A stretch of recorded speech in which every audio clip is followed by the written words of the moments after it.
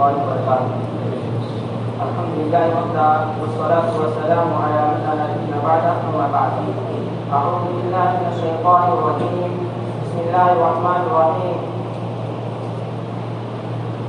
كنتم خير أمة أخرجت للناس تأمرون بالمعروف وتنهون عن المنكر وقال النبي الكريم صلى الله عليه وسلم من دل على خير فله أجر فاعله. رواه مسلم. معزز علماء کرام، مہمانان کرام، مسلمین مسلمان کرام، دینی و ملی بھائیوں اور خواتین ملت اسلامیہ، سب سے پہلے میں اللہ رب العالمین کی تعریف بیان کرتا ہوں جس کی توفیق سے آج یہ حسین اور خوبصورت پروگرام منعقد ہوئی۔ اس کے بعد میں آپ حضرات کا تہ دل سے استقبال کرتا ہوں، جن کی گہرائیوں سے اہلا و سہلا مرحبا کہتا ہوں کہ آپ ہماری دعوت پر لبیک کہیں اور ابھی انشاءاللہ العزیز معزز علماء کرام کے بیانات سے استفادہ کریں گے۔ اور اس کے لیے پروگرام کا آغاز کروں، پروگرام کا خاکہ مختصر طور پہ آپ حضرات کے سامنے رکھ دینا مناسب سمجھتا ہوں۔ آج کے اس پروگرام کی صدارت فضیلت الشیخ عبدالواحد صاحب سلفی حفظہ اللہ و تعالی انجام دیں گے۔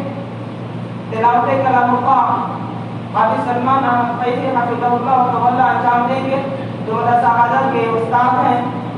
اس کے بعد فضیلت الشیخ سید سلطان محمدی حفظہ اللہ و تعالی کا پرمکس اور مدلل خطاب ہوگا۔ اس کے بعد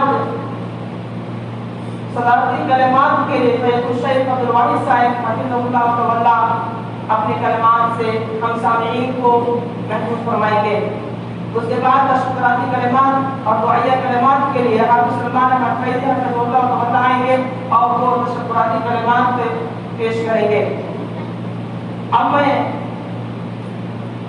زیادہ وقت نہ لیتے ہوئے اس پروگرام کا آغاز کرنے کے لیے حافظ سلمان احمد فیضی حفظہ اللہ تعالی سے درخواست کرتا ہوں کہ آپ تشریف لائیں اور اس پروگرام کا آغاز تلاوت کلام پاک سے کریں۔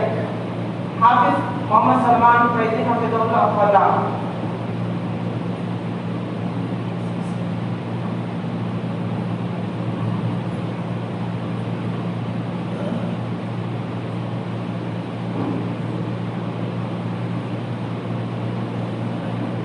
السلام علیکم ورحمۃ اللہ وبرکاتہ۔ اعوذ باللہ من الشیطان الرجیم، بسم اللہ الرحمن الرحیم۔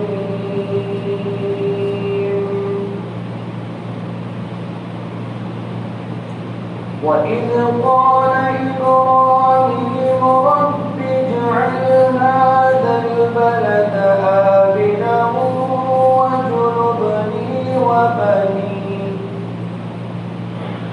وَاجْنُبْنِي وَبَنِيَّ أَن نَّعْبُدَ الْأَصْنَامَ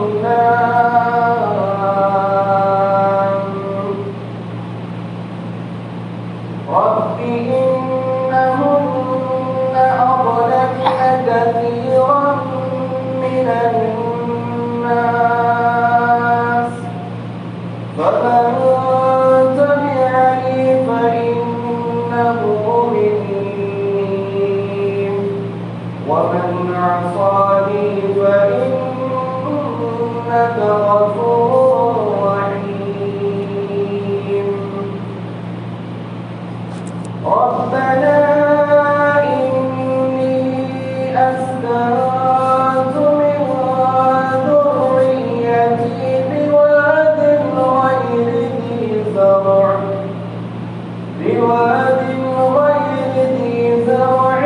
عند بيتك المحرم ربنا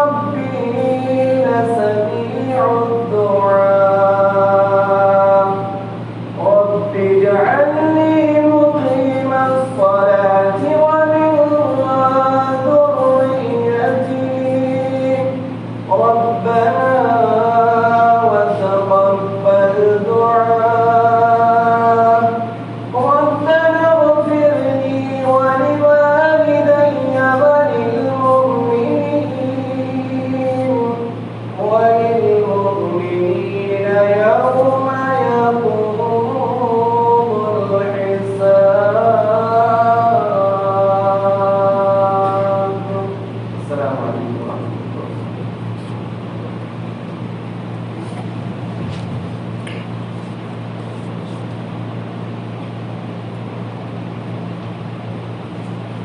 الحمدللہ ثم الحمدللہ، پروگرام کا آغاز دعوت کلام پاک سے ہو چکا ہے۔ اب میں اقبال کمال خطیب جو ممبئی سے تشریف لائے ہوئے ہیں، آئی پلس ٹی وی سے آپ جڑے ہوئے ہیں، کئی مضامین آپ کے آئی پلس ٹی وی سے نشر ہو چکے ہیں۔ میدان خدمت کے ششوار دعوت و تبلیغ کے ایک مجید بیدائی اور خطیب ہیں۔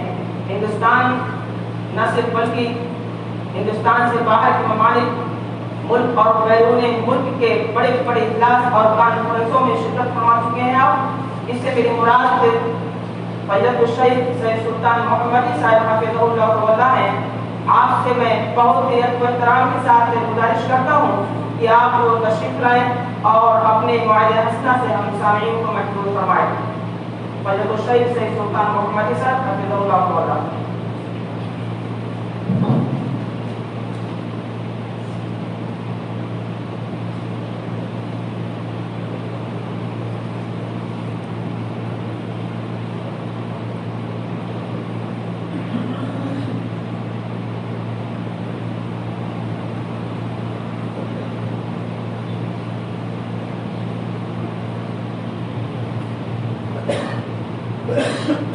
الحمد لله على إحسانه والشكر له على توفيقه وامتنانه، وأشهد أن لا إله إلا الله وحده لا شريك له تعظيما لشانه، وأشهد أن محمدا عبده ورسوله الداعي إلى رضوانه، وسلم عليه وعلى آله وأصحابه وأزواجه وذرياته وأتباعه.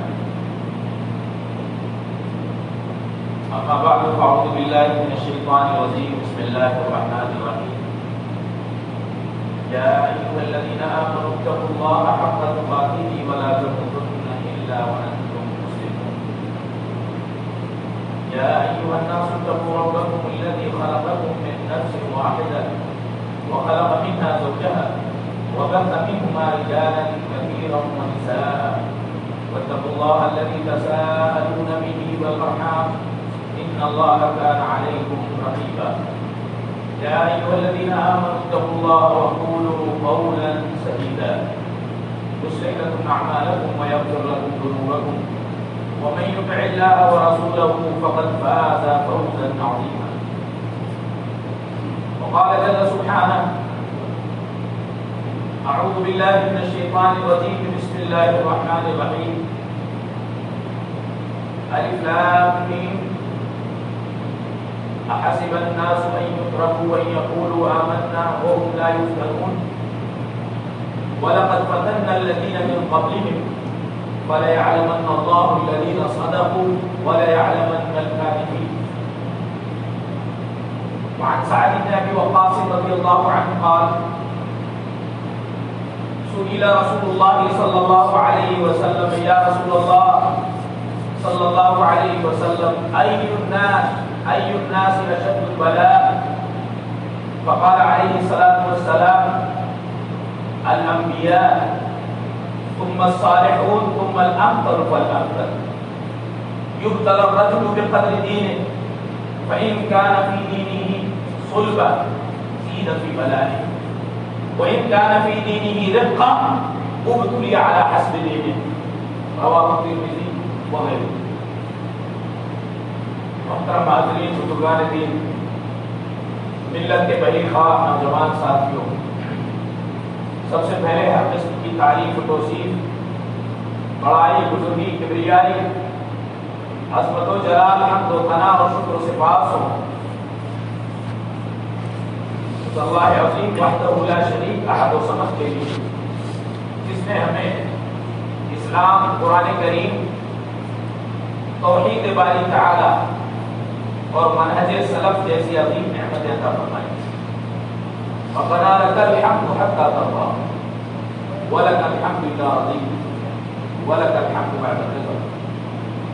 بعد ازان کی درود و سلام سید الاولین والآخرین امام الانبیاء والاتقیاء والاولیاء والشہداء والصلحاء والمرسلین محمد عربی محمد رسول اللہ صلی اللہ علیہ وسلم کے کہ بڑا بخیل اور محروم ہے وہ شخص جس کے سامنے نبی محترم کا نام آئے اور وہ صلی اللہ علیہ وسلم بھی نہ کہہ سکے. اللهم صل على محمد وعلى آل محمد كما صليت على إبراهيم وعلى آل إبراهيم إنك حميد مجيد. اللهم بارك على محمد وعلى آل محمد كما باركت على إبراهيم وعلى آل إبراهيم إنك حميد مجيد. تحمید و تسلیم اور حمد و صلاۃ کے بعد اللہ نے جو یہ نظام کائنات بنایا ہے، یہ گردش ایام، یہ قلب لیل و نہار، یہ ہماری گزرتی ہوئی عمریں، یہ ہوتے ہوئے شب و روز، گزرتی صبح و شام، پوری تاریخ انسانی صرف اس ایک مقصد سے کہ وہ تمہاری جانچ کرے. اللہ نے اپنے کلام میں فرمایا اِنَّا جَعَلْنَا عَلَى الْأَرْضِ زِينَةً لَهَا لِنَبْلُوَهُمْ أَيُّهُمْ أَحْسَنُ عَمَلًا. ہم نے زمین کو بہت ساری رعنائیوں اور زینت سے بھر دیا ہے. کئی طرح کی پرکشش چیزیں ہیں، مختلف رنگ و نسل کے لوگ ہیں، مختلف خواب و خیال کے افراد ہیں. دنیا کو اللہ نے رنگینیوں سے بھر دیا ہے. کیوں؟ لِنَبْلُوَهُمْ أَيُّهُمْ أَحْسَنُ عَمَلًا، تاکہ ہم انہیں آزمائیں ان میں عمل کے اعتبار سے کون کتنا اچھا ہے، چہرے کے اعتبار سے نہیں، جو دستار کے اعتبار سے نہیں، نام و نمود کے اعتبار سے نہیں، عہدہ منصب ڈگریوں کے اعتبار سے نہیں، بلکہ اس لیے کہ عمل اس کا کتنا اچھا ہے، کیسا ہے. دوسری جگہ فرمایا الذی خلق الموت والحیات لیبلوکم ایکم احسن عملا. اس نے موت و حیات کا یہ نظام بنایا بھی اس لیے ہے تاکہ وہ تمہیں آزمائے تم میں عمل کے اعتبار سے کون اچھا ہے. ایک مقصد اور ایک ہی منشا، یہ سارا نظام حیات و ممات بنانے کا. حیات میں آپ نباتات کو شامل کر لیں اور ممات میں آپ جمادات کو شامل کر لیں تو دنیا میں کوئی چیز ان دونوں سے خالی نہیں ہے. دنیا کی ہر چیز کا شمار یا تو حیات میں ہوگا یا تو ممات میں ہوگا. فرمایا الذی خلق الموت والحیاۃ لیبلوکم ایکم احسن عملا. اس نے یہ بنایا ہی ہے. اس کے اس کارخانے کی کاریگری کے پیچھے مقصد یہ ہے کہ تمہاری جانچ کرے کون عمل کے اعتبار سے کتنا اچھا ہے. چہرے کا اعتبار اور پرسنالٹی کا اعتبار نہیں ہوگا. میں نہیں کہتا. امام مسلم رحمہ اللہ نے ابو ہریرہ رضی اللہ عنہ سے روایت نقل کی، رسول اللہ صلی اللہ علیہ وسلم نے فرمایا ان اللہ لا ينظر الى صوركم ولا الى اجسامكم وفي روايه ولا الى اجسامكم ولكن ينظر الى قلوبكم واعمالكم.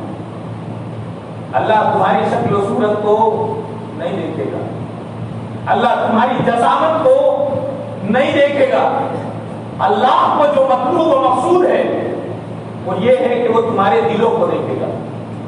یہاں کیا چل رہا ہے، یہاں کیا فکر ہے، یہاں کیا پروگرامنگ ہے، اور اگر یہاں صدق و صفا ہے، یہاں اخلاص و خشیت ہے، یہاں سچائی اور صداقت ہے، تو اس کے اثرات عمل پر آ رہے ہیں کہ نہیں آ رہے؟ کہیں ایسا تو نہیں ہے کہ ظاہر اور باطن میں فرق ہے؟ کہیں ایسا تو نہیں ہے کہ ظاہر اور باطن ایک دوسرے کے متضاد ہیں؟ تو اللہ دو ہی چیزیں دیکھے گا، دل میں کیا چل رہا ہے، اور دل میں اگر سچائی ہے تو اس کے اثرات عمل میں ہیں کہ نہیں، صبح و شام میں ہے کہ نہیں، صبح و شام میں ہونے والی ہر ایکٹیویٹی میں سچائی اور صداقت اور حسن عمل ہے کہ نہیں ہے؟ تو اس کارخانہ عالم کا مقصد جانچ کرنا ہے۔ جو جوہری، جو سنار جتنا معیاری ہو، وہ سونے کے معیار کے اعتبار سے اس کو گندگی سے جلا کر الگ کرتا ہے، گندگی کو دور کرتا ہے۔ اس وقت وہ یہ نہیں دیکھتا کہ میرے اس عمل سے اس سونے کو کتنی تکلیف ہو رہی، بلکہ جتنی زیادہ سونے کو تکلیف پہنچے گی وہ اتنا ہی زیادہ گندگیوں کو دور کرے گا۔ سونا جتنا خراب ہوگا اس کو اتنا ہی زیادہ تپایا اور پکایا جائے گا۔ جو لوگ اعلیٰ تعلیم حاصل کرتے ہیں، امتحانات میں ان کو جو ایگزام پیپر دیا جاتا ہے، ان سوالوں کے جواب دینا عام آدمی کے بس کا کام نہیں ہے۔ بڑی بڑی ڈگریوں کے جو امتحانات میں شریک ہوتے ہیں، ان کے پرچوں کو حل کرنا تو دور، عام آدمی کے لیے ان سوالوں کا سمجھنا ہی ناممکن ہے۔ اسی آدمی سے اونچے سوال کیے جاتے ہیں جو اس معیار کا ہوتا ہے، اسی آدمی کا کڑا امتحان ہوتا ہے جو اس معیار کا ہوتا ہے۔ عام لوگوں سے بڑی آزمائش اور بڑے امتحانات نہیں ہوتے۔ یہ اللہ کا ایسا نظام ہے، ایسا نظام ہے کہ انسانوں کی ایک بڑی تعداد بھی اس کے اس نظام کو سمجھائے گی۔ جس کا ایمان جتنا مضبوط ہوگا اس کی اتنی ہی زیادہ کڑی آزمائش ہوگی۔ آزمائش ایمان کے ساتھ لازم و ملزوم ہے۔ ایمان ہے تو آزمائش ہوگی، اور اگر آزمائش نہیں ہو رہی ہے تو اس کا مطلب یہ ہے کہ ایمان اس معیار کا نہیں ہے کہ اس کو آزمایا جائے، اس مومن کا امتحان لیا جائے، پہلے ہی وہ مرحلے میں وہ ناکام ہو جائے گا۔ اس لیے ایمان اور آزمائش لازم و ملزوم ہے۔ جتنا ایمان ہوگا، جتنا مضبوط عقیدہ ہوگا، اتنی ہی کڑی آزمائش ہوگی۔ اللہ رب العالمین نے فرمایا، بسم اللہ الرحمن الرحیم، الف لام میم، احسب الناس ان یترکوا ان یقولوا آمنا وهم لا یفتنون۔ کیا لوگوں نے یہ سمجھ رکھا ہے کہ وہ یہ کہیں گے ہم مومن ہو گئے اور بس ان کو آزمایا نہیں جائے گا؟ سوال کیا اللہ نے، کیا انہوں نے یہ سمجھ لیا ہے کہ وہ یہ کہتے کہ ہم مومن ہو گئے اور بس انہیں آزمایا نہیں جائے گا؟ اٹھا کر دیکھ لے تاریخ، ساری قوموں کا مطالعہ کر لیں، ان کی تاریخ کا مطالعہ کر لیں۔ جتنی قومیں دنیا میں آباد ہوئی، اللہ کا یہی دستور قائم رہا، جو جتنا بڑا مومن ہوتا اس سے اتنی بڑی آزمائش مل جاتی۔ فرمایا بسم اللہ الرحمن الرحیم، الف لام میم، حسب الناس ان یترکوا ان یقولوا آمنا وهم لا یفتنون ولقد فتنا الذین من قبلهم فلیعلمن اللہ الذین صدقوا ولیعلمن الکاذبین۔ ہم نے قوموں کی آزمائش کی، جانچ اور پڑتال کی، کیوں؟ تاکہ دنیا دیکھ لے، کھڑا اور کھوٹا الگ ہو جائے، دودھ کا دودھ، پانی کا پانی الگ ہو، پتہ تو چلے کس کے اندر کتنا ایمان ہے۔ پوری تاریخ میں اٹھا لو، وَلَقَدْ فَتَنَّا الَّذِينَ مِن قَبْلِهِمْ وَلَيَعْلَمَنَّ اللَّهُ الَّذِينَ صَدَقُوا وَلَيَعْلَمَنَّ الْكَاذِبِينَ۔ سچوں اور جھوٹوں میں فرق کرنے کے لیے آزماتے ہیں. ہم نے آزمایا. ایک حدیث بڑی پیاری ہے, امام ترمذی رحمہ اللہ نے نقل فرمایا. سعد بن ابی وقاص رضی اللہ عنہ فرماتے ہیں کہ رسول اللہ صلی اللہ علیہ وسلم نے فرمایا, آپ سے پوچھا گیا ای الناس اشد البلاء, اے اللہ کے رسول صلی اللہ علیہ وسلم, لوگوں میں سب سے کڑی آزمائش کس کی ہوتی ہے؟ اس کو سخت آزمائشوں میں مبتلا ہونا پڑتا ہے. تو آپ صلی اللہ علیہ وسلم نے فرمایا الانبیاء, نبیوں کی سب سے سخت آزمائش ہوتی ہے. ثم الصالحون, پھر نبیوں کے بعد نیک لوگوں کی. ثم الامثل فالامثل, پھر جس کے پاس جتنا ایمان و عمل ہو اس کی آزمائش اتنی ہی زیادہ ہوتی ہے. یبتلی الرجل بقدر دین, آدمی کو اس کے دین کے بقدر آزمایا جاتا ہے. ایک آزمائش کے بعد اگر اس کا عقیدہ صحیح سالم ہے, ایک آزمائش کے باوجود اگر وہ اپنے عقیدے اور ایمان اور عمل صالح پر قائم ہے, مستقیم ہے, مضبوطی سے ڈٹا ہوا ہے, سیدھا بھی بلا ہے. تو آزمائش ختم نہیں ہوتی, سیدھا بھی بلا ہے, اس سے بڑی آزمائش اس کا انتظار کرتی ہے. ایک امتحان میں جب کامیاب ہو گیا تو اس سے بڑا امتحان اس کا انتظار کرتا ہے.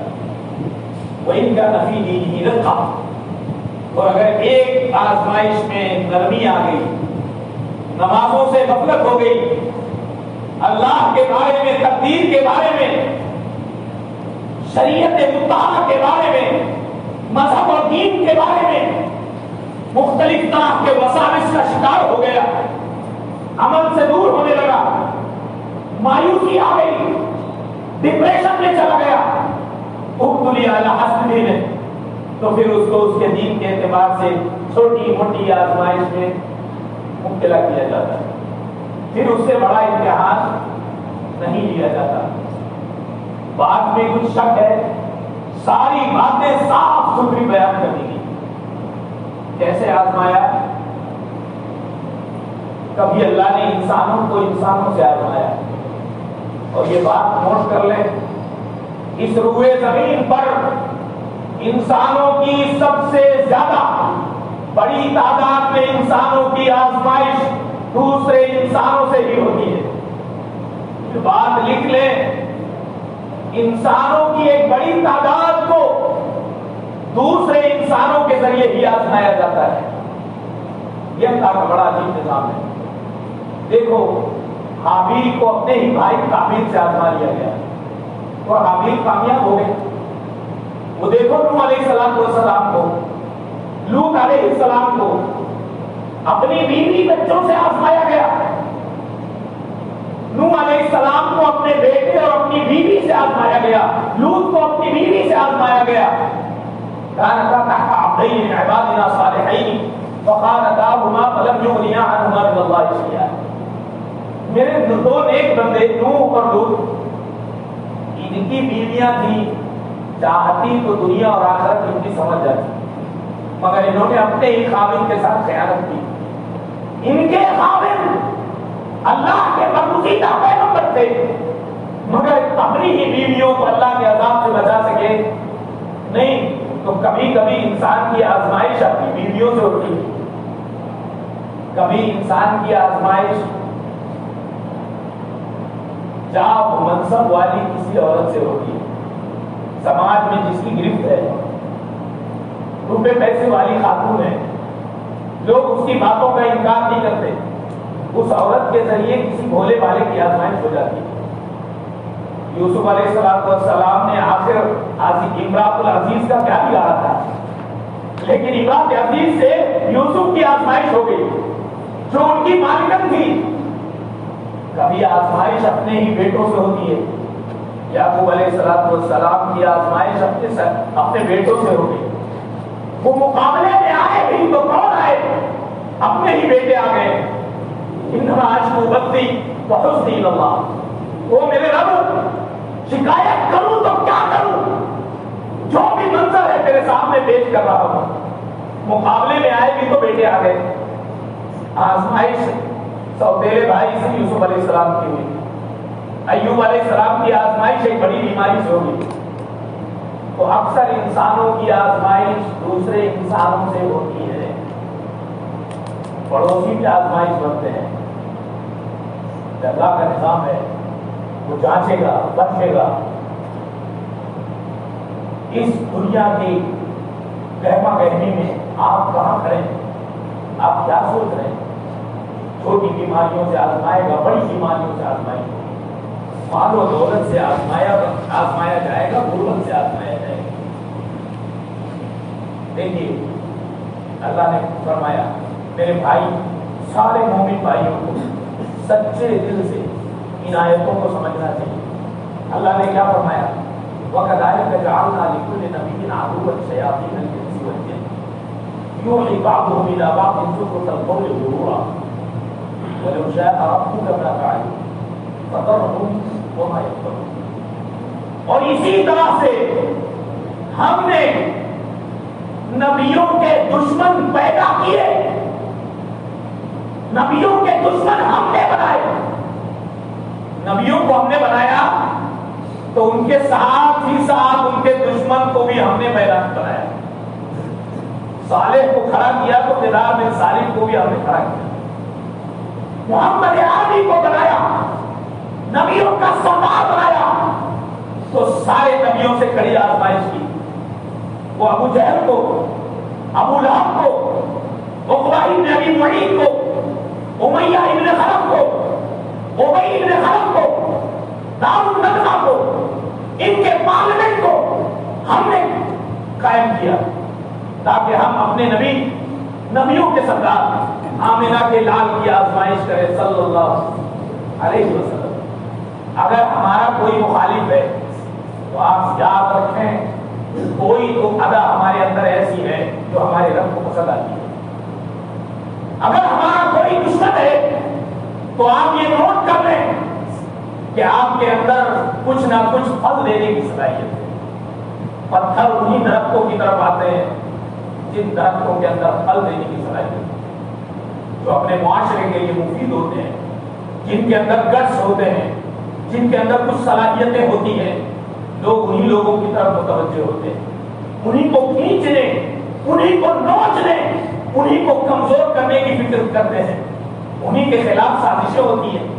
پاگلوں اور مجنوں کی طرف کوئی توجہ نہیں دیتا، بے وقوفوں کو کوئی چارہ نہیں ڈالتا. ہمیشہ آزمائش ان کی ہوتی ہے جو قابلیت رکھتے ہیں، جو صلاحیت رکھتے ہیں، زمانوں کی سمتیں بدلنے کی طاقت و قوت رکھتے ہیں، انقلابی جذبہ رکھتے ہیں. انہی لوگوں کی آزمائش ہوتی ہے. نبیوں کی آزمائش دیکھیے ہم نے کہا کہ ان کے دشمنوں کو ہم نے پیدا کیا. وَكَذَلِكَ جَعَلْنَا لِكُلِّ نَبِيٍّ عَدُوًّا شَيَاطِينَ الْإِنسِ وَالْجِنِّ. کیوں پیدا کیا؟ یوحِی بَعْضُهُمْ إِلَىٰ بَعْضٍ زُخْرُفَ الْقَوْلِ غُرُورًا. شیاطین آتے تھے نبیوں کے دشمنوں کے پاس، نئی نئی رائے دیتے تھے، نئی نئی رائے سجھاتے تھے. اب تم یہ چال چلو، انہوں نے اس امتحان کو کامیاب کر لیا، اب تم یہ فیصلہ چلو. ایسی ایسی رائے، ایسے ایسے مشورے، ایسی ایسی سازشیں نبیوں کے دشمنوں کے دل و دماغ میں شیاطین ڈالتے کہ ہر دن وہ ایک نیا فیصلہ چلتے. وہ دیکھو نوح علیہ السلام کو 950 سال، ارے یہ کوئی معمولی عرصہ ہے. 50 کم 1000 سال ایک آدمی صرف اللہ کی رضا کے لیے لوگوں کو دین حق کی طرف بلائے، توحید کی طرف بلائے. قُلْ لَا أَسْأَلُكُمْ عَلَيْهِ أَجْرًا. سارے نبیوں نے کہا اپنی قوم سے لا أَسْأَلُكُمْ عَلَيْهِ أَجْرًا، وہ میں تم سے کوئی معاوضہ نہیں مانگ رہا، میں تم سے کوئی اجرت نہیں مانگ رہا ہوں. ہماری دعوت تو صرف یہ ہے کہ اللہ کی طرف آ جاؤ. 950 سال میں کتنے لوگ مومن ہوئے؟ کتنے لوگ مومن ہوئے؟ 80 لوگ مسلمان ہوئے. ہم تو تھوڑے تھوڑے میں ہمت آ جاتے ہیں. انبیاء کرام نے کتنی محنت کی، ان کے جذبات کو، ان کی ہنسی کو، ان کے ٹھٹھوں کو، کہکاؤں کو برداشت کیا. حضرت صالح علیہ السلام، حضرت ہود علیہ السلام، انبیاء بنی اسرائیل، حضرت عیسیٰ، موسیٰ اور عیسیٰ، ابراہیم علیہ السلام کو دیکھیں، جس گھر میں پیدا ہوئے وہ بتوں کے مارکیٹ کا سب سے بڑا سوداگر، بزنس مین، ساری مارکیٹ پر اسی کی چھاپ، اسی کا توتی بولتا ہے، دربار میں بھی اسی کا تذکرہ ہوتا ہے۔ ایسے بت گر بت فروش کے گھر ابراہیم پیدا ہوئے علیہ السلام۔ باپ کو سمجھایا، قبیلے والوں کو سمجھایا، خاندان کو سمجھایا، ضرورت پڑی تو حاکم وقت سے مناظرہ کر لیا، ساری قوم کو سمجھا کر حجت پوری کر دی، نہیں مانے تو کہا انی ذاہب الی ربی سیہدین، وہ میں ایسے ماحول میں نہیں رہ سکتا، میں جا رہا ہوں اپنے رب ہی مجھے راہ بتائے گا۔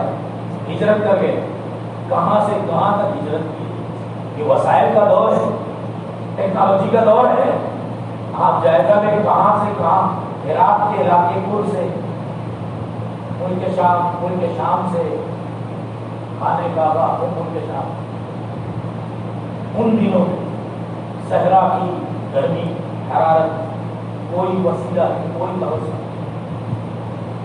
کوئی سورس نہیں، کوئی گاڑی نہیں، سے آگ میں ڈالے گئے تو اپنے رب کو یاد کیا، آگ میں ڈال دیے گئے، آگ میں زندہ، قصور کیا تھا؟ صرف ایک قصور، ایک اللہ کی طرف بلایا، انہیں گالی نہیں دی۔ دیکھو نبیوں کو، موسیٰ علیہ السلام کو دیکھو، اپنی قوم کو بلایا، فرعون کی طرف سے کوئی سرکولر جاری ہوتا، فرعون کے آدمی نکلتے، گھوڑوں پر نکلتے، بنی اسرائیل کے قبیلے میں جاتے، ماؤں سے ان کے ننھے بچوں کو چھین کر اچھالتے اور دو ٹکڑے کرتے۔ اتنی بھی چھوٹ دیتا ہے اللہ کی پناہ کے ساتھ، جوانوں کو قتل کر کے لڑکیوں کو اپنے ساتھ کھینچ کر لے کر چلے جاتے۔ کوئی بنی اسرائیل کا فرد کچھ کہہ سکتا؟ یہ ہوا ہے دنیا میں۔ وَإِنَّ مِنْ آلِ فِرْعَوْنَ يَسُومُونَهُمْ سُوءَ الْعَذَابِ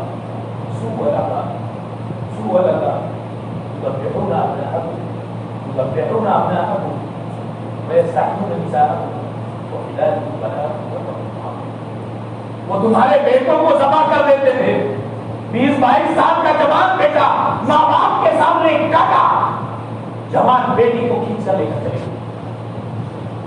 وَفِي ذَلِكُمْ بَلَاءٌ مِنْ رَبِّكُمْ۔ موسیٰ علیہ السلام کے ذریعے اللہ نے بڑی قربانیوں کے بعد بنی اسرائیل کو نجات دی۔ راتوں رات موسیٰ لے کر نکلے، جب صبح دریا کے سامنے پہنچے تو پتہ چل گیا فرعون کو، ارے وہ فرعون جس نے ظلم و جبر کی ساری حدیں پار کر دی۔ سزا کیسی دیتا تھا؟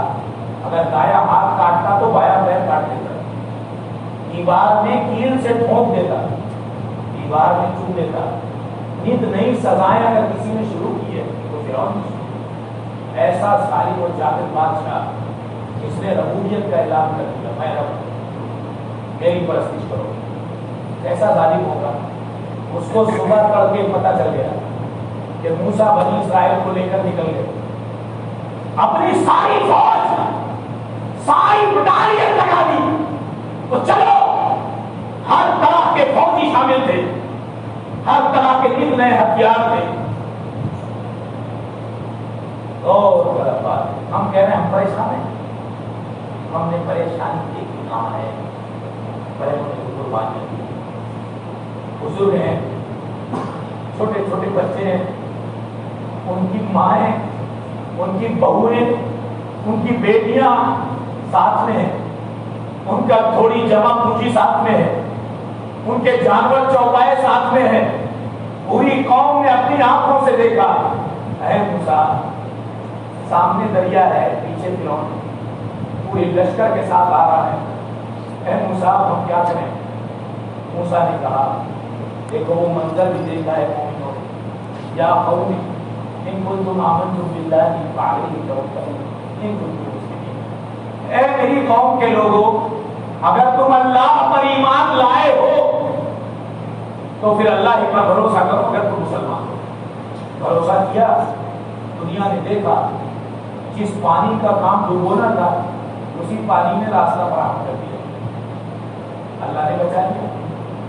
3 کردار ہر زمانے میں ہوں گے، 3 کردار ہر زمانے میں ہوں گے قیامت کی صورت میں۔ ایک دشمنان اسلام کا کردار ہوگا کہ وہ ہمیشہ مومنوں کو ستاتے رہیں گے، یہ اللہ کا طے شدہ فیصلہ ہے۔ دوسرا کردار مومنوں کا ہوگا، جو سچے مومن ہیں وہ ہمیشہ صبر اور توکل کرتے رہیں گے۔ تیسرا کردار اللہ کا ہوگا، جو مومن صبر کریں گے اللہ ان کے لیے راستہ نکالے گا۔ وَإِنَّهُ مَن يَتَّقِ وَيَصْبِرْ فَإِنَّ اللَّهَ لَا يُضِيعُ أَجْرَ الْمُحْسِنِينَ۔ جو تقوی اختیار کرے، صبر اختیار کرے، اللہ اس کے لیے راستہ نکالے گا، اللہ محسنوں کا اجر ضائع نہیں کرتا۔ وَمَن يَتَّقِ اللَّهَ يَجْعَل لَّهُ مَخْرَجًا، جو اللہ سے ڈرے گا راستے اس کے لیے اللہ نکالے گا، اور کہاں سے نکالے گا اس نے کبھی گمان بھی نہیں کیا۔ تو میرے بھائیوں، یہ 3 کردار ہمیشہ ہوں گے، ان میں ہم کہاں ہیں؟ کفار کو اپنا کام کریں گے، آپ چاہے کتنا بھی تدبیر کریں، وہ اپنا مشن ضرور کریں گے کیونکہ اللہ نے ان کو کھڑا کیا ہے۔ ہمیں اپنا کام کرنا ہے، اپنے مشن میں لگے رہنا ہے، صبر کرنا ہے، اپنے اندر اپنی نسلوں میں حوصلہ پیدا کرنا ہے، پھر اللہ اپنا کام کرے گا۔ جب ساری امیدیں دم توڑ دے گی تو اللہ کی مدد آئے گی غیب سے۔ یہ نظام ہے اس کائنات کا۔ نبیوں کو دیکھو، عیسیٰ علیہ السلام کو دیکھو، عیسیٰ علیہ السلام نے سمجھ لیا کہ اب خیر نہیں ہے۔ معاملہ یہاں تک پہنچ گیا ہے کہ سارے یہودیوں نے حاکم وقت کو عیسیٰ کے خلاف پر ڈلا دیا۔ نوبت یہ آ گئی کہ وہاں سے گرفتار کرنے کے لیے آدمی نکل پڑے۔ عیسیٰ علیہ السلام کو پتہ چل گیا، فلما احس عیسیٰ منهم الكفر قال من انصاری الی اللہ قال الحواریون نحن انصار اللہ۔ جب عیسیٰ علیہ السلام سمجھ گئے کہ اب معاملہ بہت گمبھیر ہے، بات قتل تک پہنچ سکتی ہے، تو اپنے سچوں سے پوچھا، مددگاروں سے پوچھا، اچھا بتاؤ اگر بات آگے بڑھ گئی، بات نوبت جان تک آ گئی، تو تم میں سے کون ہے جو میری طرف سے ڈیفینس کرے گا؟ حواریوں نے کہا ہم ہیں، اللہ پر ایمان لائے، آپ کو گھبرانے کی ضرورت نہیں ہے۔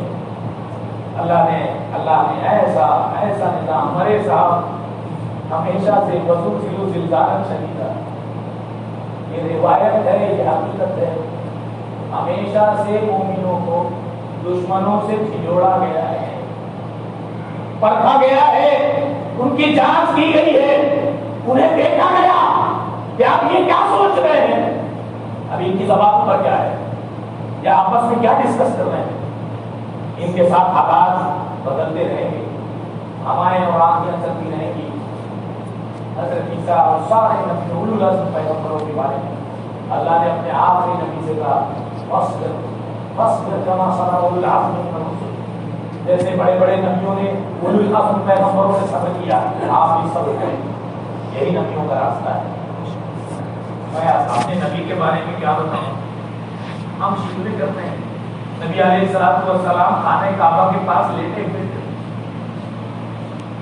کچھ لوگ آئے کہنے لگے مشرکین بڑی تکلیف دے رہے ہیں، کچھ آپ کو راستہ بتائیں، آپ ذرا چادر کو تکیہ بنا کر لیٹے تھے، آپ کو دیکھ، آپ نے کہا مجھے حیرت ہے تم پر، تم سے پہلے جو قومیں دنیا میں آئی ان کو ایمان کی وجہ سے، مذہب کی وجہ سے، وہ دین کی وجہ سے ایسی آزمائش میں مبتلا کیا گیا کہ لوہے کے کنگے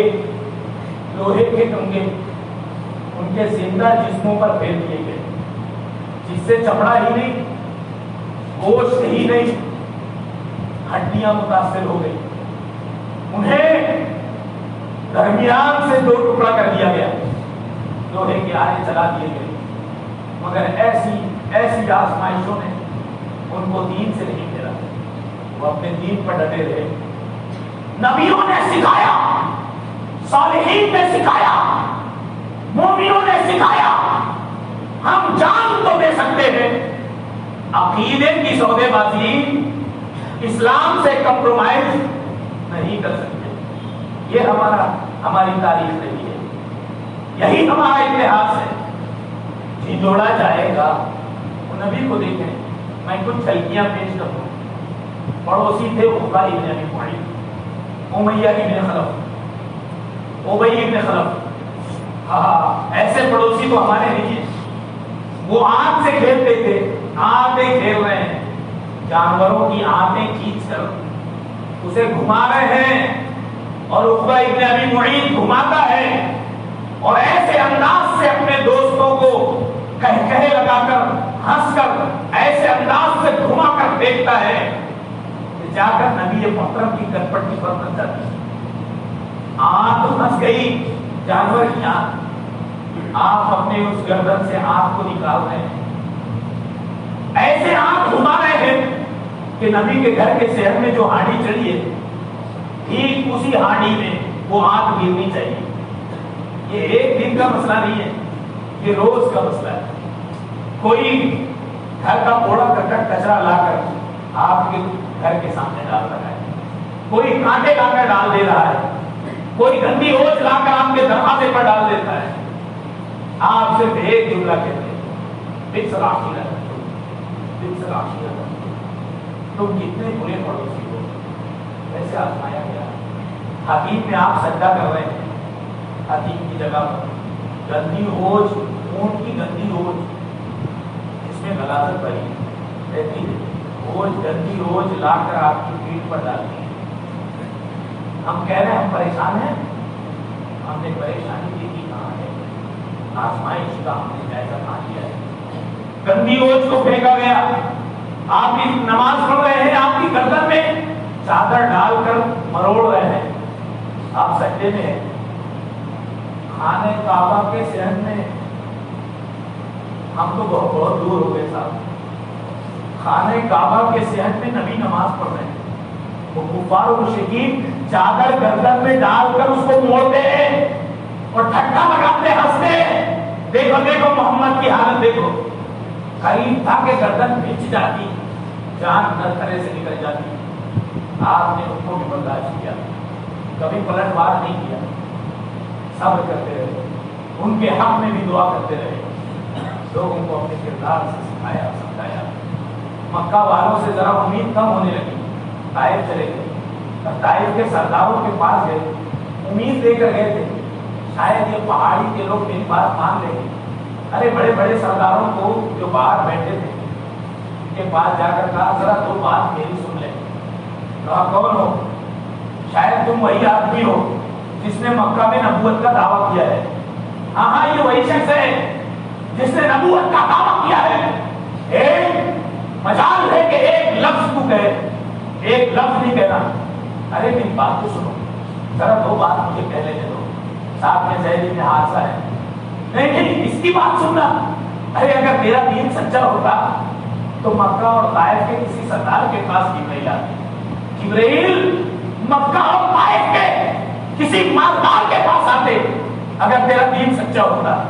تو ہمیں بتائے گا کہ زندگی جینے کے طریقے کیا ہے. جوانوں کو بلائے, سنو سنو, سارے جوانوں کو بلایا. اس کو اتنا مارو کہ اس کی سمجھ بن جائے. نوجوانوں نے ہنسی مذاق شروع کی, گالیاں دینی شروع کی, سیٹیاں بجانی شروع کی, پتھر اٹھایا, مارنے لگے. نبی محترم نے کہا کچھ تو سن لیتے. آپ جا رہے ہیں, زید بن حارثہ لوگوں کو سمجھا رہے ہیں. ارے سنو بھائی, کیوں مار رہے ہو؟ اس آدمی نے تمہارا کیا بگاڑا ہے؟ پتھر پر آتے رہے, آتے رہے. کوئی آدمی اتنے پتھر کھائے کہ اس کے پیروں سے خون رس کر اس کی جوتیوں میں جم جائے. کوئی دائی, کوئی مبلغ, کوئی آدمی جس سارے انسانوں کا سردار اتنے پتھر کھائے کہ جوتیاں خون سے بھر جائے اور تاب نہ لا سکے, بے ہوش ہو کر گر پڑے. اتنے پتھر چلے ہوں گے کہ ہوش جاتا رہا, بے ہوش ہو کر گر پڑے. جب بچے سمجھ گئے کہ گر گیا ہے, لوگ چلے گئے. زید بن حارثہ نے اٹھایا, جھکتے جھکاتے باغ میں لائے, پانی کے چھینٹے دیے. ابھی یہ آزمائش دیکھتے ابھی آنکھ کھلی، ذرا سا ہوش آیا تو سامنے جبرائیل امین کو دیکھا. اور آج اکیلے نہیں آئے تھے، آج جبرائیل امین ایک مشن پر آئے تھے. کہا آج ابرق الجبال، سلام کیا، اے اللہ کے رسول السلام علیکم، آپ پر سلامتی ہو، یہ پہاڑوں کا فرشتہ میرے ساتھ آیا ہے، اللہ نے اسے بھیجا ہے. طائف والوں نے آپ کو اذیت پہنچائی ہے، میرے بھائیوں زخم تازہ ہے. اتنی گہری آزمائش ہے، زخم تازہ ہے اور نبی سے پوچھا جا رہا ہے انہوں نے آپ کو ستایا ہے، مارا ہے، اللہ نے پہاڑ کا ایک فرشتہ بھیجا ہے، آپ صرف اشارہ کر دیں، صرف اشارہ کر دیں، دونوں پہاڑ کے بیچ میں انہیں رکھ کر پیس دیا جائے آپ کی آنکھوں کے سامنے. آپ ذرا لیٹے تھے، ہمت نہیں تھی، مگر جب سنا کہ ان کو ہلاک کرنے کی بات ہو رہی ہے آپ اٹھ کر بیٹھ گئے. کہا کلا لعل اللہ ان یخرج من اصلابهم الذین یعبدون اللہ وحدہ ولا یشرکون به شیئا. وہ کبھی نہیں، مجھے اللہ کی ذات سے امید ہے، یہ نہیں مانتے نہ مانے، ان کی نسلیں ضرور مانیں، ان کی نسلیں توحید کی علم بردار ہوگی، ایک اللہ کی عبادت کریں گے. ہم دیکھیں اپنے ماحول کو گرمایا جا رہا ہے، نفرتیں پیدا کی جا رہی ہیں، نفرتوں کو بڑھایا جا رہا ہے. ہمیں حوصلہ شکنی میں مبتلا نہیں ہونا. جب یہ حالات، یہ اتھل پتھل تیز ہوگی، اس میں شدت آئے گی تو حق اور باطل کھڑے اور کھوٹے الگ ہوں گے. یہی اللہ کا نظام ہے. یمیز اللہ الخبیث من الطیب، اللہ کا ہر زمانے میں یہی کشمکش رہی ہے تاکہ وہ سچوں کو اور جھوٹوں کو الگ کرتا جائے. کون میرا ہے میری طرف آئے، کس کے دل میں ایمان کم ہے جائے، مجھے اس کی ضرورت نہیں ہے. یہ اللہ کا نظام ہمیشہ سے رہا ہے. ہمیں دل میں یہ یقین رکھنا ہے، کوئی حالات کتنے بھی بگاڑنے کی کوشش کرے، اللہ ان کی نسلوں کو اسلام کا داعی اور مبلغ بنائے گا.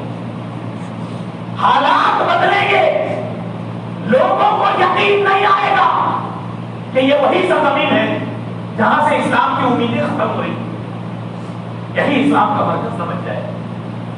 تو جب زمین پر اتھل پتھل تیز ہو جائے تو سمجھ لو کہ آسمان والا کوئی فیصلہ کرنا چاہ رہا ہے، وہاں کوئی تدبیر ہو رہی ہے، وہاں کوئی بات چل رہی ہے، کوئی ایگزام ہونے والا ہے، کوئی امتحان کی گھڑی قریب آ رہی ہے.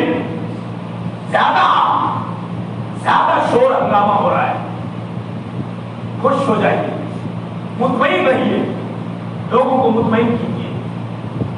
مومن ہے، عزت اور سربلندی اللہ ہمیشہ دے کر رہے. کوئی کچھ بگاڑ سکتا. تو میرے بھائیوں، سب سے اہم سبق توحید اور ایمان بالآخرہ کے بعد اگر موجودہ مسلمانوں کے لیے ہے تو وہ یہی ہے کہ وہ اللہ کی آزمائش کو سمجھیں. کئی راستے سے آزمائش آتی ہے. رسول اکرم صلی اللہ علیہ وسلم نے آزمائش کا مقابلہ کیا، صحابہ کے حوصلے بتائے.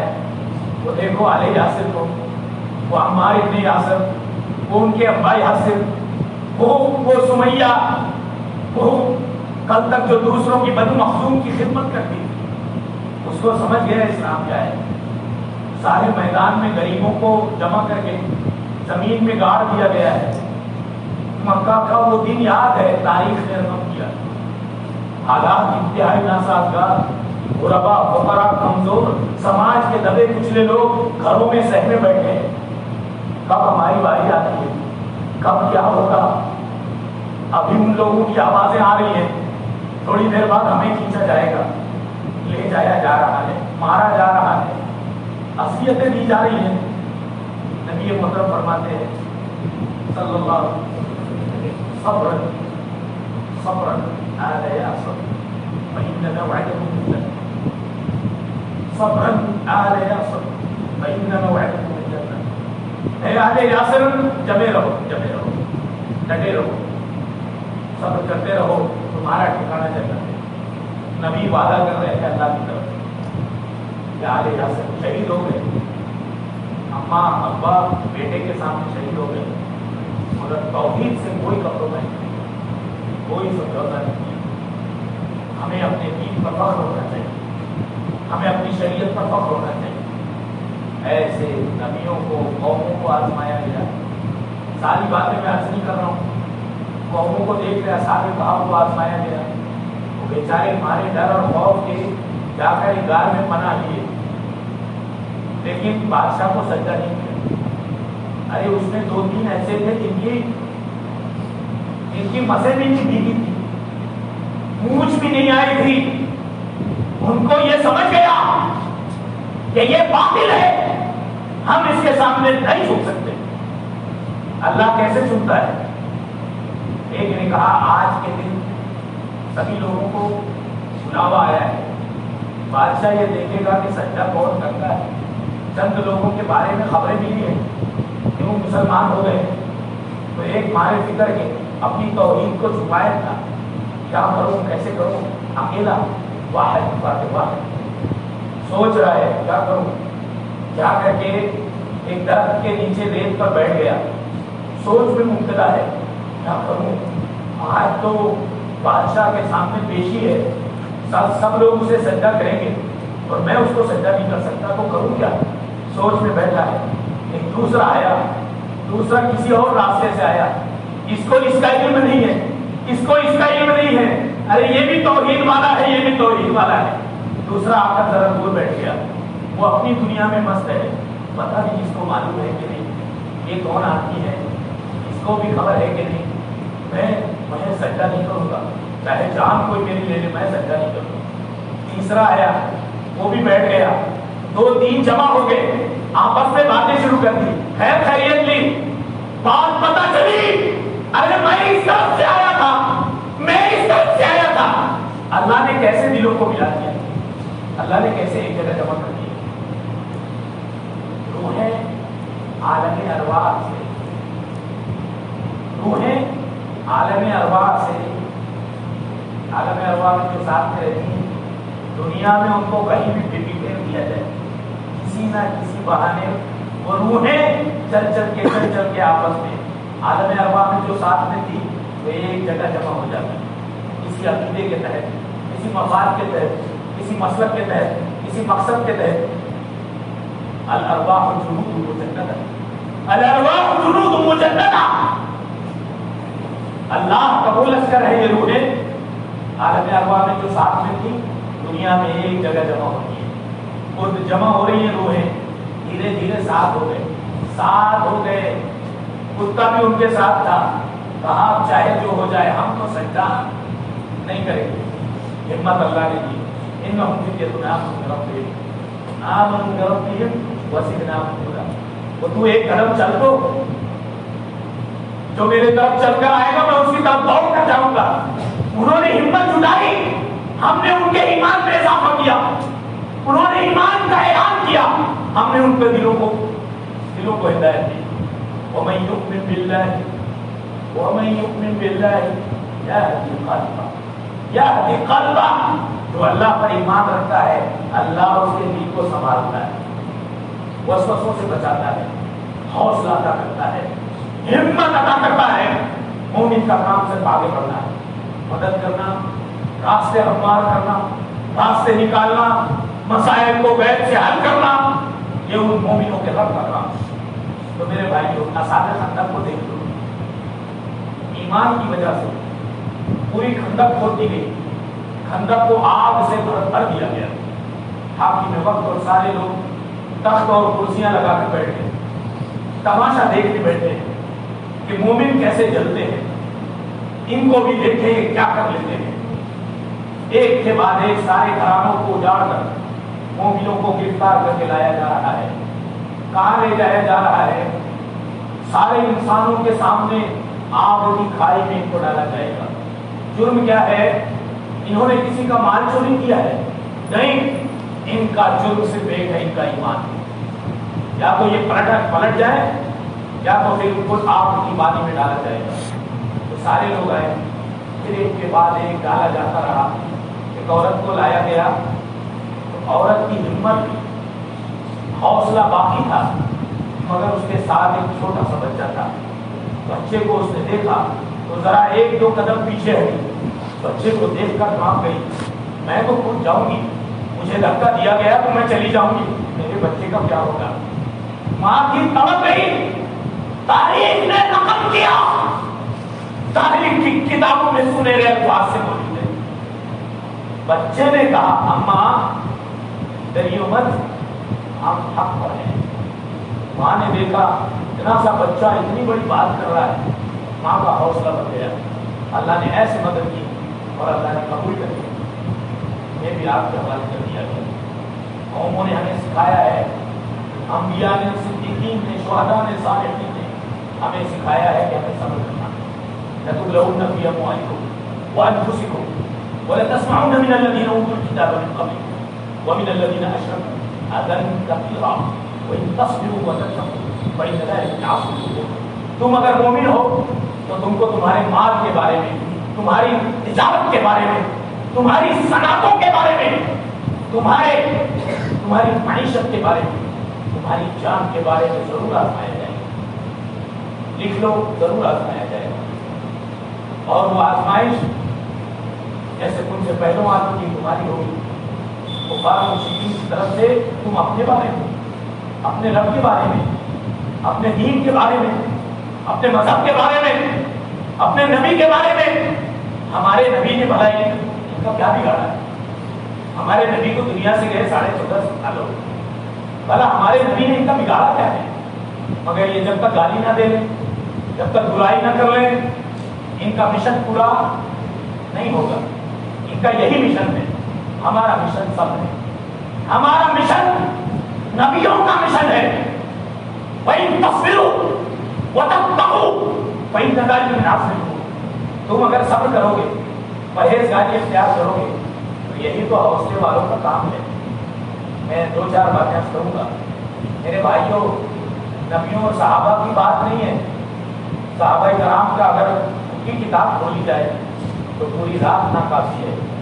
میں یہ 1-2 مثال دے دوں تو دیکھو, امام مالک امام دار الہجرہ, مدینہ میں صحابہ کے بعد اگر کسی نے حدیث کا مفہوم امت کو سمجھایا ہے تو مالک ابن انس ہے. موطا کو کئی علماء نے لکھی. قیامت کی صبح تک موطا کے نام سے اگر کسی کی شخصیت معروف ہوئی وہ امام مالک ہے. امام دار الہجرہ وقت کی اسلامی حکومت کر کہ یہ حدیث کی ایک ہی پہچان, محدثین میں ایک ہی پہچان. اگر اسلام کو کسی نے قریب سے سمجھا ہے تو امام مالک ابن انس. اس زمانے میں دور دور سے دنیا کے ہر کونے سے حدیث پڑھنے والے امام مالک کے سامنے ذہن تلمذ اختیار کر رہے ہیں. سارے درباری علماء ایک طرف ہو گئے. مسئلہ کہے دیکھنے میں چھوٹا لیکن عقیدے کے اعتبار سے بڑا تھا. مسئلہ یہ تھا کہ سارے درباری علماء نے حاکم وقت کی بات میں سر ملایا. طلاق المکرہ شہید کہا.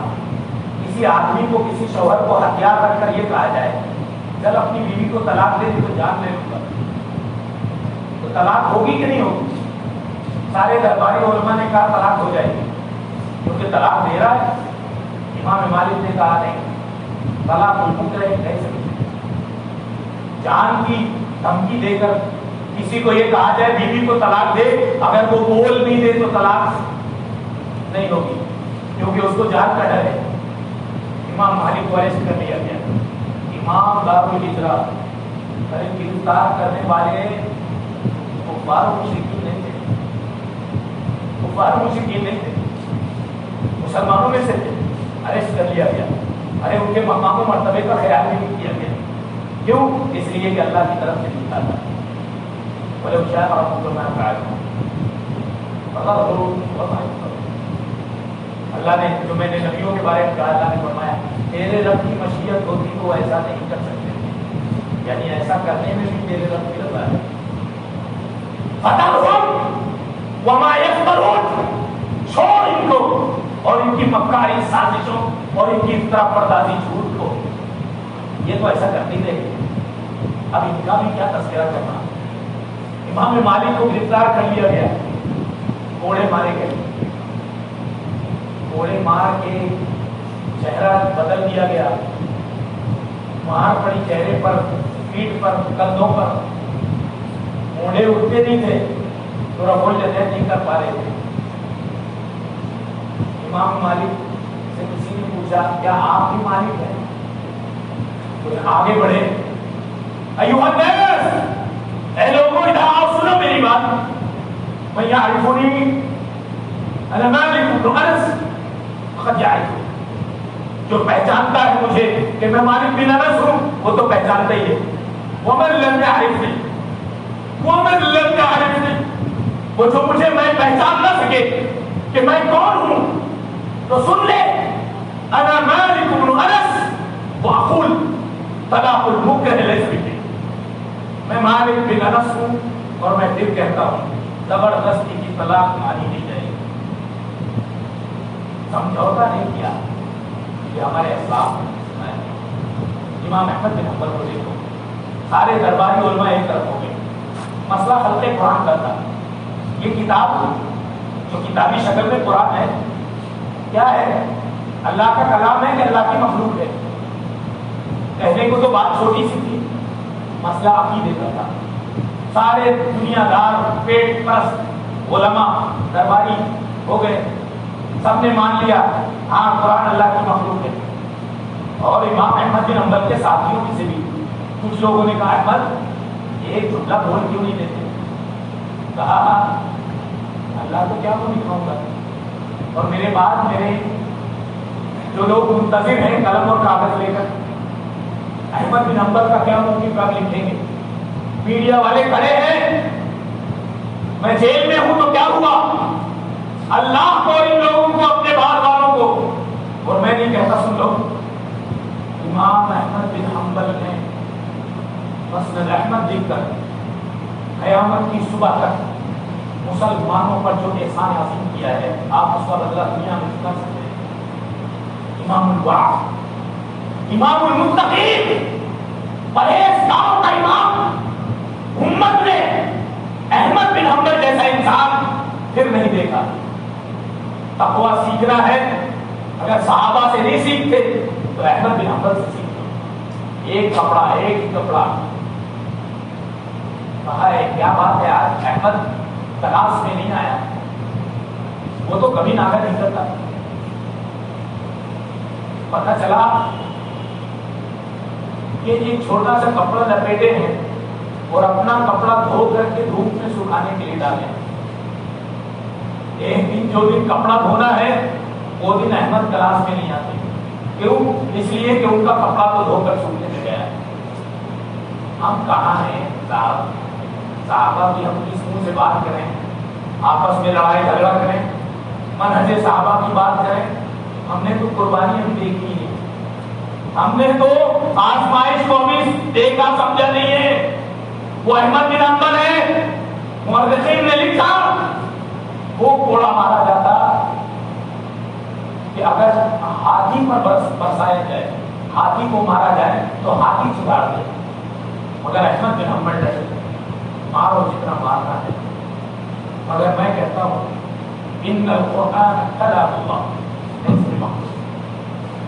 اوتوا بکتاب اللہ وبسنت رسولہ حتی اقول بہ، لاؤ اللہ کی کتاب سے یا پیغمبر کی سنت سے کہیں بتاؤ مجھے، تاکہ میں بھی اپنی زبان سے کہہ دوں کہ قرآن اللہ کی مخلوق ہے۔ اور جب تک نہیں بتاتے تو سن لو احمد بن حنبل ہے اور یہ کہتا ہے کہ قرآن اللہ کی کتاب ہے، اس کی مخلوق، جو کرنا ہے کرو، سب دیوانہ تمام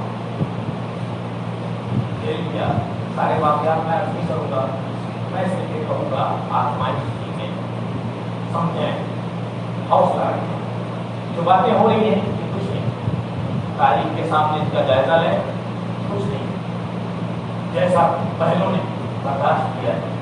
انما اموالکم واولادکم فتنہ، تمہارا مال اور تمہاری اولاد بھی فتنہ ہے۔ بڑی معروف روایت ہے، عمر بن خطاب نے حضرت حذیفہ سے پوچھا فتنے کے بارے میں تم جانتے ہو؟ حضرت حذیفہ نے کہا نبی علیہ السلام کا وہ قول مجھے یاد ہے، فتنۃ الرجل فی اہلہ و ولدہ و فی جارہ۔ آدمی کی آزمائش کبھی اپنے بچوں سے، کبھی بیوی سے، کبھی پڑوسیوں سے بھی ہوتی ہے۔ اتنا کسی بھی راستے سے آ سکتا ہے، حادثہ بن کر، ایکسیڈنٹ بن کر، چھوٹی موٹی بیماری جو گناہوں کا کفارہ بنے۔ اور یہ جو دیکھا ہم نے ایک کے بعد ایک جو کئی مسائل ہمارے سامنے آئے، NRC، کورونا، لاک ڈاؤن، حجاب، سب دست میں نہیں کہتا، قرآن کہہ رہا ہے اولا يرون انهم يفتنون في كل عام مرة أو مرتين ثم لا يتوبون ولا هم يتوبون۔ کیا وہ جانتے نہیں، دیکھا نہیں انہوں نے، سال میں ہر سال ایک یا دو بار پریشان کیے جاتے ہیں، فتنے میں مبتلا کیے جاتے ہیں، پھر مسجدیں بھر جاتی ہیں، توبہ و استغفار کرتے ہیں، جھنجھوڑ دیا جاتا ہے۔ کیوں؟ تاکہ توبہ کریں، آئیں شریعت کی طرف آئیں، لیکن توبہ نہیں کرتے، یہ کفار کے بارے میں ڈالتے ہیں، بلا مجھے تقرر اور نصیحت حاصل نہیں کرتے۔ تو میرے بھائیوں، غربت بھی آزمائش ہے۔ جو لوگ غریب ہیں، مال و دولت بھی آزمائش ہے، اور غربت بھی آزمائش ہے۔ یہ البانی نے روایت کی تفسیر کی ہے، رسول اکرم صلی اللہ علیہ وسلم دعا پڑھتے تھے، اللہم احیی مسکینا وتوفنی مسکینا واحشرنی فی زمرۃ المساکین۔ نبی دعا کر رہے ہیں، سنیے، اگر مال و دولت، جاہ و عیش، سکون و آرام کامیابی کا نام ہوتا تو نبی مسکینیت کا سوال نہیں کرتے، اللہ سے کہا اللہم احیی مسکینا، اے اللہ جب تک زندہ رکھ مسکین بنا کر رکھ، مسکین بنا کر مسکینوں میں زندہ رکھ، وتوفنی مسکینا، اور مجھے وفات دے تو مسکینی کیا ہے۔ دنیا نے دیکھا، تاریخ نے رقم کیا، جس دن ہمارے نبی صلی اللہ علیہ وسلم اس دنیا سے رخصت ہوئے، گھر میں حضرت عائشہ کے حجرے میں بتی جلانے کا تیل نہیں تھا، وہ تو وفد مسکین ہے، اے اللہ مسکین بنا کر دنیا سے اٹھا، اور اتنا ہی نہیں، واحشرنی فی زمرۃ المساکین، اور جو دن حساب و کتاب کا ہوگا، محشر کا ہوگا، اس دن مجھے مالداروں کے ساتھ نہیں، مسکینوں کی سب میں شامل کرنا۔ نبی کہہ رہے ہیں، تو غربت کوئی عیب نہیں ہے، غربت بھی آزمائش ہے، سب لوگ استقامت رکھیں، حوصلہ رکھیں۔ مال بھی آزمائش ہے، مال کہاں پر آتا ہے، چھوٹی بڑی بیماریاں آزمائش ہے، لوگوں کی باتیں آزمائش ہے، کسی نے کوئی جملہ کہہ دیا، آپ کے دل کو لگ گیا، آپ کا گناہ مٹایا جائے گا، باتیں بھی آزمائش ہے۔ تو میرے بھائیوں، آزمائش کے ہزاروں زاویے ہیں، ہزاروں اینگل ہیں، ہم نے دین کو کتنا سمجھا ہے، اور ہم اب آگے کی زندگی کیسے بسر کرتے ہیں۔ ہمیں حوصلے سے رہنا ہے، آزمائشوں کا فیس کرنا ہے، سامنا کرنا ہے، اور اپنے عقیدے، اپنے ایمان، اپنے دین پر ڈٹے رہنا ہے۔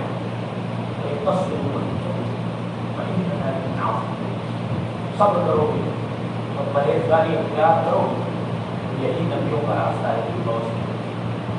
اللہ رب العالمین سب سے پہلے ہم سب کو اپنی توفیق عطا فرمائے، ہمارے دلوں کو حوصلہ عطا فرمائے، ہمارے ایمان کو روشنی عطا فرمائے، ہمیں روحانی ایمانی ہر اعتبار سے طاقت و قوت اور تقویت عطا فرمائے۔ ہم کو یاد رکھیں، استغفر اللہ علی ولکم لسائر المسلمین واستغفروہ انہ هو الغفور الرحیم۔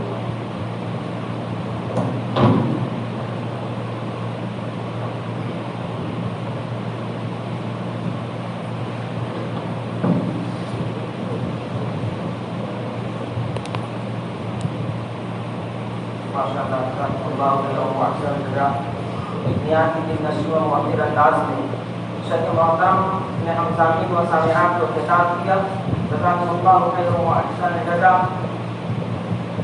شیخ محترم نے ہمیں استقامت دین کے سلسلے میں نہایت ہی پرمغز اور مدلل خطاب فرمایا ہے۔ آپ نے فرمایا کہ حالات جیسے بھی ہوں ہمیں گھبرانا نہیں ہے، ہمیں ڈٹ کر کے مقابلہ کرنا ہے، اپنے دین اور ایمان کی حفاظت کرنی ہے۔ اللہ رب العالمین سے دعا کرتے ہیں کہ مولا کریم شیخ محترم کی حفاظت فرمائے، ہر قسم کی بلا اور شر سے حفاظت کرے۔ سلامت اللہ من کل بلاء فی الدنیا والآخرہ ونفع اللہ بالاسلام والمسلمین۔ اب ان کے بعد میں صدر مجلس حضرت الشیخ عبدالواحد مدنی حفظہ اللہ تعالی سے نہایت ہی عاجزانہ مؤدبانہ و مخلصانہ درخواست کرتا ہوں کہ شیخ محترم تشریف لائیں اور صدارتی کلمات سے ہم سامعین کو محفوظ فرمائیں۔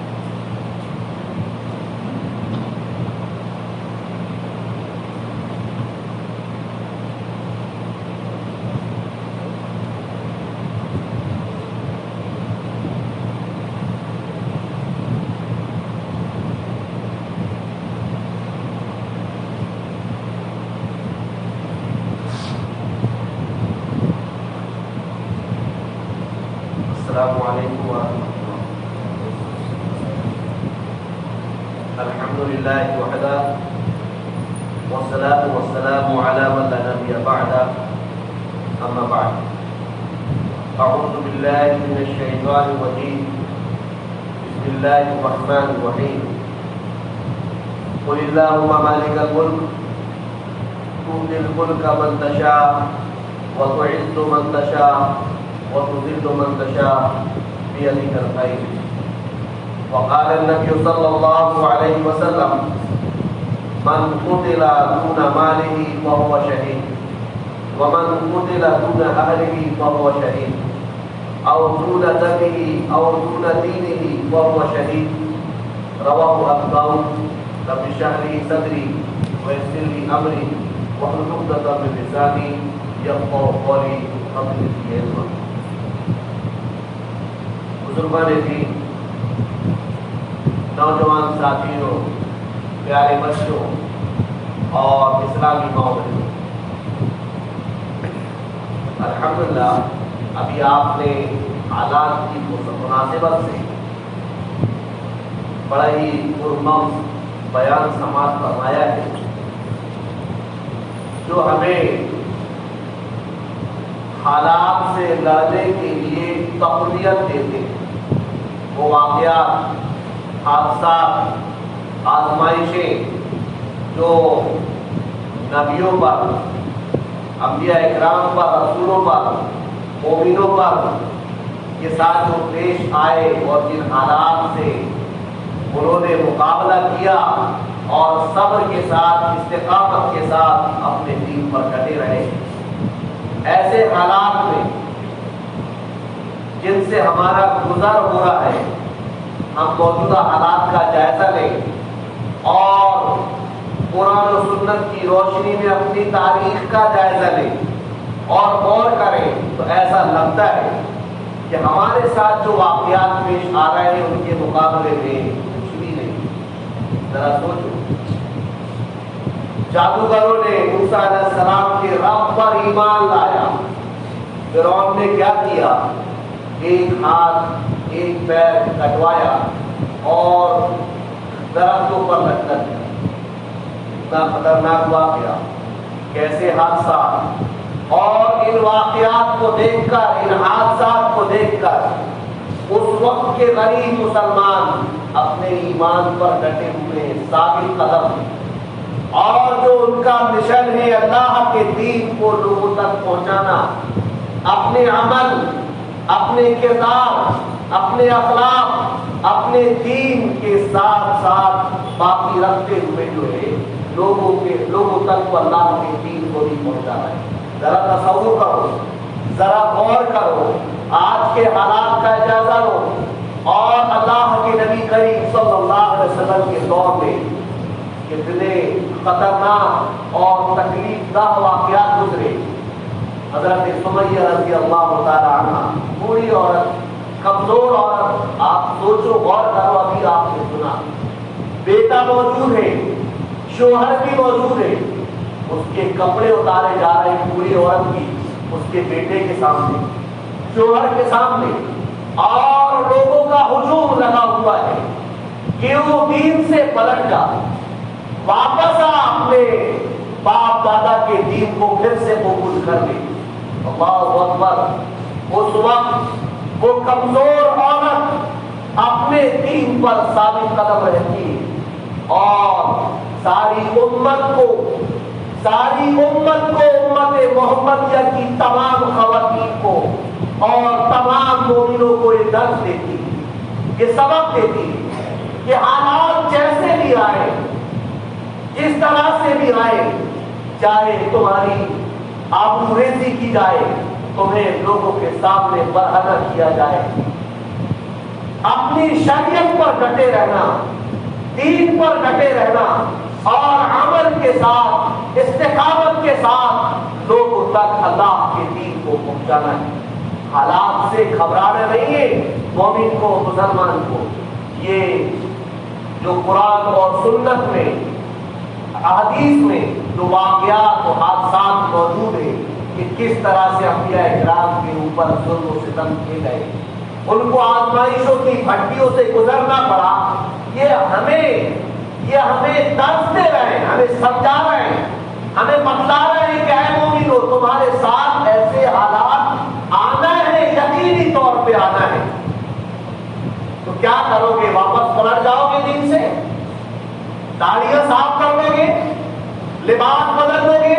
ارے بعض جگہ حالات کچھ بگڑتے ہیں تو دیکھنے میں یہ آتا ہے کہ رومال ایسے لپیٹ کے لے جاتے ہیں گلوں میں لٹکا کے کہ پتہ چل رہا ہے یہ نارنگی ہے، یہ نارنگی ہے، یہ مسلمان نہیں ہے۔ یہ دیکھنے میں آ رہا ہے، یہ نہیں ہے جو حادثات واقعات جو انبیاء اکرام کے ساتھ گزرے، یہ بتانے کے لیے نہیں کہ تم اپنے دین سے واپس پلٹ جاؤ اور جو ہے ان کے طریقوں کو، ان کے رسم و رواجوں کو اپنا کر ان میں گھل مل کر کے جو ہے اپنی جانوں کو بچانے جاؤ۔ نہیں، بالکل نہیں، ڈٹنا ہے، مقابلہ کرنا ہے۔ کھڑے رہو گے، ثابت قدم رہو گے، صرف تم کھڑے ہو جاؤ، قسم خدا کی میرے بھائیو، مومن کھڑا ہو جائے، مجال ہے کہ اس کے مقابلے میں کوئی آئے۔ ہم کیا ہے، پہلے ہی گھبرا جاتے ہیں، ڈر جاتے ہیں، خوف زدہ ہو جاتے ہیں۔ ارے یہ واقعات جو قرآن و حدیث میں آپ کے سامنے موجود ہے، پڑھو اور کرو اور اپنی زندگی میں لاؤ ان چیزوں کو۔ اس طرح کے جو ہے حادثات تو ہمارے ساتھ گزر نہیں رہے، ذرا ذرا سی باتیں، تو میرے بھائیوں ہمیں ڈرنا ہے۔ اور دیکھو وہ بھی بہت فائدے میں، بہت زیادہ فائدے میں۔ حالات اس کے سامنے بگڑے ہیں، صبر کر رہا ہے، ڈٹا ہوا ہے، فائدہ ہی فائدہ ہے اس کو۔ اللہ سبحانہ و تعالیٰ اس کو اجر ہی دے رہا ہے، گھاٹے میں نہیں ہے وہ، دنیا میں بھی فائدہ ہے۔ اور اگر وہ مر گیا، قتل کر دیا گیا، چاہے دین کے معاملے میں ہو، چاہے اس کی اپنی جان کی حفاظت کا معاملہ ہو، اپنی عزت و ناموس کی حفاظت کا معاملہ ہو، اپنے مال کی حفاظت کا معاملہ ہو، میرے بھائیو یہ ذرا ذرا سے واقعات پیش آتے ہیں۔ ان آنکھوں نے دیکھا ہے، لوگ اپنی دکانوں کے سامنے لوگوں کے پیروں میں گر گئے، گرانے لگے، اپنی جان کو، اپنے مال کو بچانے کے لیے فریادیں کرنے لگے۔ کیا ہے یہ؟ شریعت ایسا سبب نہیں دیتی ہے۔ ارے میرے بھائی یہ ذہنوں میں بٹھا لو، ہماری دکانیں بھی جلائی جائیں گی، مکانات بھی جلائے جائیں گی، ہماری آبروریزی بھی کی جائے گی، ہمیں شہید بھی قتل بھی کیا جائے گا، تو ہونا ہی ہے، ہو رہا ہے معاملہ۔ تو ڈرنا کیوں، خوف زدہ کیوں ہونا؟ اللہ کے نبی کریم صلی اللہ علیہ وسلم نے کیا فرمایا؟ من قتل دون عرضه فهو شہید۔ اگر آپ اپنی عزت کو بچانے کے لیے قتل کر دیے جا رہے ہیں، ڈر ہے، آپ کو شہادت کا درجہ ہے، اپنے مال کی حفاظت کے لیے آپ کھڑے، آپ کو شہادت کا درجہ ہے۔ بچ گئے تو ٹھیک، نہیں بچے تو شہید۔ اپنے مال، اپنی جان، اپنے اہل و عیال بہتر تو سماجت بالکل نہیں کرنا ہے۔ عقیدہ قل اللہم مالک الملک، اللہ جس پر ہمارا ایمان ہے میرے بھائیو، کتنے پاور والا، کتنی طاقت والا، مالک الملک، ساری کائنات کا بادشاہ ہے میرے بھائیو، وہ ہمارا اللہ ہے۔ اس اللہ پر یقین کرتے ہوئے ہمیں اپنے آپ کو مضبوط کرنا ہے میرے بھائی۔ یہ مالک الملک کا لفظ جو آتا ہے، ایسا لگتا ہے کہ ہمیں تو ہمارے جسموں کے اندر، ہماری جان کے اندر طاقت آ جاتی ہے کہ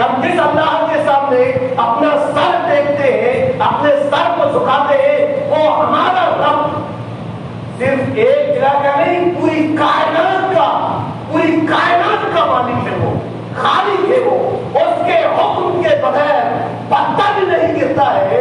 اس اللہ پر ہم یقین کریں میرے بھائی کو، کچھ نہیں ہونے والا ہے۔ قُلِ اللَّهُمَّ مَالِكَ الْمُلْكِ تُؤْتِي الْمُلْكَ مَن تَشَاءُ، لوگ اترائے اپنی بادشاہت سے۔ ہمارا یقین، ہمارا عقیدہ ہے ایسا نہ ہے جس کو چاہتا ہے بادشاہت دے دیتا ہے۔ آدمی تصور بھی نہیں کرتا، بادشاہت دے دیتا ہے اللہ تعالیٰ۔ ابھی آپ نے سنا کہ آدمی غریب ہو، مجبور ہو، بے سہارا ہو تو یہ نہ سوچے کہ میں کچھ نہیں ہوں، عمل کرے شریعت پر، اور اس کا عمل غربت میں رہنے کے باوجود بھی ایسے پاور والا ہوتا ہے۔ آپ کو معلوم ہونا چاہیے کہ مسجد نبوی کی صفائی ایک کالی کروٹی عورت کرتی تھی، اس کا پاور کیا تھا معلوم ہے؟ انتقال ہو گیا، لوگوں نے کہا بڑی عورت کیوں اللہ کے نبی کو پریشان کرنا اٹھانا، دفن کر دی۔ اللہ کے نبی کو تدفین کے بعد معلوم ہوا، کہا اس کی خبر نہیں دی، چلو اللہ نے قبر پر جا کر جنازے کی نماز پڑھنے کا حکم دیا۔ معمولی عورت، غربت کوئی معنی نہیں ہے، کوئی رکاوٹ نہیں ہے، عمل کرو۔ وقت کا نبی بھی جو ہے اس کی قبر میں آ کر نماز جنازہ ادا کرتا ہے۔ اتنا عمل کے ساتھ اللہ پر یقین ہو تو اللہ سبحانہ و تعالیٰ حالات کو بدل دیتا ہے۔ ہمارا رب کیسا ہے؟ تؤتی الملک من تشاء، جس کو چاہتا ہے ملک دے دیتا ہے، اور اترانے والوں سے جب چاہتا ہے چھین بھی دیتا ہے۔ بس معاملہ کیا ہونا چاہیے؟ ہمیں عمل کرنا چاہیے، شریعت پر ڈٹے رہنا چاہیے، اللہ پر توکل کرنا چاہیے، اور حالات کو دیکھ کر اور مضبوطی کے ساتھ ڈٹنا چاہیے۔ یہ نہیں کہ اپنے آپ کو ہی بدل دے رہا اور یہ نہیں، پھر اللہ تعالیٰ تنزع الملک ممن تشاء وتعز من تشاء وتذل من تشاء، جس کو چاہتا ہے عزت دیتا ہے، جس کو چاہتا ہے ذلیل کر دیتا ہے۔ بیدک الخیر، ساری کائنات کی بھلائیاں، خوبیاں اللہ کے ہاتھوں میں ہے میرے بھائیوں۔ ایسا ہمارا رب ہے تو ہمیں اس پر یقین کرتے ہوئے، اس پر توکل کرتے ہوئے، حالات سے نہ ڈرتے ہوئے اسلام پر ہمیں ثابت قدم رہنا ہے۔ اپنے عمل، اپنے اخلاق، اپنے کردار کو ایک مومنانہ کردار بناتے ہوئے لوگوں تک اللہ کی دین کو پہنچانا ہماری ذمہ داری ہے، ضرورت ہے اور اہم کام ہے۔ بس اتنی باتوں کے ساتھ اپنی بات کو ختم کروں گا، اس بات کے ساتھ کہ ہمارے موضوع آئے ہوئے ہیں مجاہد السلام کا کسی مسجد کے تعاون کے سلسلے میں، تو آپ لوگ مجھے ان کا بھرپور تعاون کریں، اور جب یہاں سے جائیں آپ لوگ، ہماری بہنیں ہو، آپ لوگ ہو، تمام کے تمام ذہنوں میں بات اٹھا کر کے جائیں کہ ہمارا رب کتنا زیادہ طاقت و قوت والا ہے، کیسا ہے۔ اس رب کے ہم ماننے والے ہیں، اس کے سامنے سر جھکانے والے ہیں، اسی اعتبار سے ہم اپنے اندر مضبوطی پیدا کریں اور دین پر ڈٹے رہیں۔ ہماری بہنیں حجاب سے روکا جائے نہیں، ڈرنا نہیں، خوف زدہ ہونا ہے، پردہ کرنا ہے، شریعت ہے۔ داڑھی سے ہمارے جوانوں کو روکا جائے نہیں، چاہے بوڑھے ہو چاہے جوان ہو، شریعت پر ہمیں عمل کرنا ہے، ڈرنا نہیں۔ اپنے اسلامی شعار کو، اسلامی پہچان کو ہمیں باقی رکھنا ہے، استقامت کے ساتھ ڈٹے رہنا ہے۔ اس بات کو اپنے ذہنوں میں لے جائیں۔ ساتھ میں جو ہے ہمیں اپنے آپ کو اللہ کے سامنے جھکا دینا ہے۔ جب تک ہم اللہ کے سامنے جھکیں گے نہیں اور صحیح معنوں میں مومن مسلمان نہیں بنیں گے، لا تہنوا ولا تحزنوا وانتم الاعلون ان کنتم مؤمنین کے تحت جو ہے اللہ تعالیٰ کی مدد نہیں آئے گی ہے۔ مومن بنے، مسلمان بنے، اللہ تعالیٰ ہمیں عمل کی توفیق عطا فرمائے۔ آمین۔ ربنا تقبل منا انك انت السميع العليم وتب علينا انك انت التواب الرحيم۔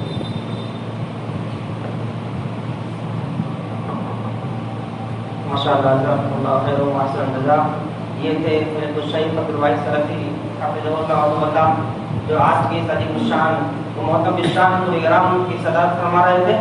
اب اس کے بعد میں مدرسہ حاجہ کے استاد قریب الشیخ حافظ سلمان احمد فیضی حفظ اللہ و تعالی سے بڑے ادب و احترام کے ساتھ التماس کرتا ہوں کہ آپ تشریف لائیں اور تشکراتی کلمات سے اسے تشکراتی کلمات پیش فرمائیں۔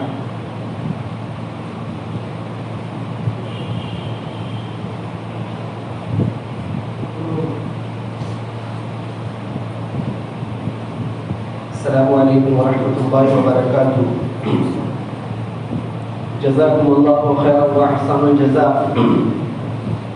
صدارتی کلمات شیخ عبد الواحد سلفی حفظہ اللہ آپ کے سامنے بیان کر رہے تھے۔ الحمدللہ آپ کے صدارتی کلمات وعظ و نصیحت کے اعتبار سے بھی کافی عمدہ تھے۔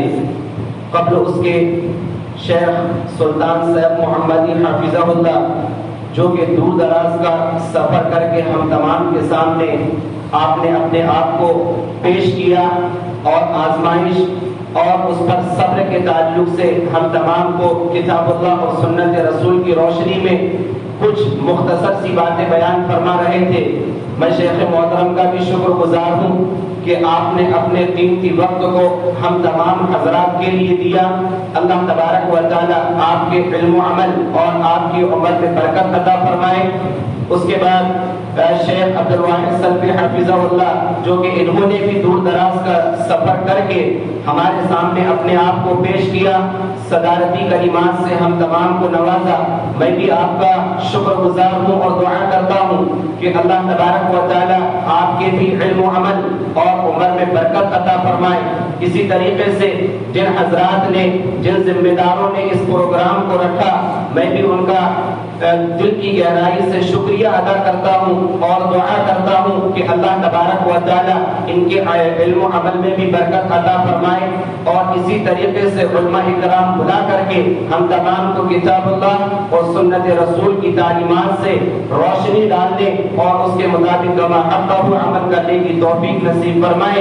اس کے بعد دور دراز سے آئے ہوئے مہمان اور جن حضرات نے اس پروگرام کو کامیاب بنانے کے لیے اپنے قیمتی وقت کو ہم تمام کے لیے دیا، میں ان تمام کا بھی شکر گزار ہوں۔ اسی طریقے سے خواتین کی بھی دل کی گہرائیوں سے شکریہ ادا کرتا ہوں کہ انہوں نے بھی اپنے قیمتی وقت کو نکال کر کے اس پروگرام کو کامیاب بنایا۔ تمام حضرات کے لیے دعا ہے اللہ تبارک و تعالی اس پروگرام میں شرکت کرنے اور کتاب اللہ سنت رسول کی باتیں سننے بیٹھنے اور اس پر عمل کرنے کی اللہ ہم تمام کو توفیق نصیب فرمائے۔ آمین وما علینا الا البلاغ۔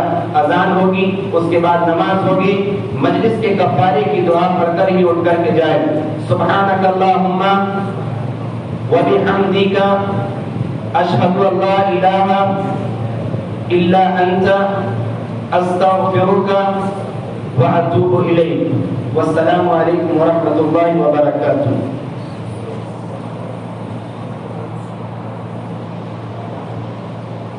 تمام حضرات سے گزارش ہے وضو بنائیں، مسجد میں تشریف رکھیں، فوری انشاءاللہ جماعت